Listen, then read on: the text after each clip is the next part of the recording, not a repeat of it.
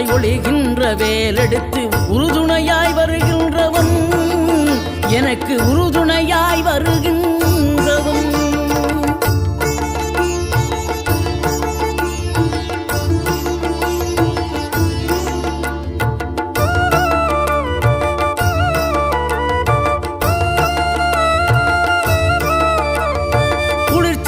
தென்றலிலே மகிழ்ச்சியுடன் விண்ணதிலே பறக்கும் உந்தன் சேவர் கொடிய, மனத்தளர்ச்சியின்றி தன்னை மறந்து மலர்ச்சியுடன் தனிகையிலே நடம் புரியும் தோகை மயிலே.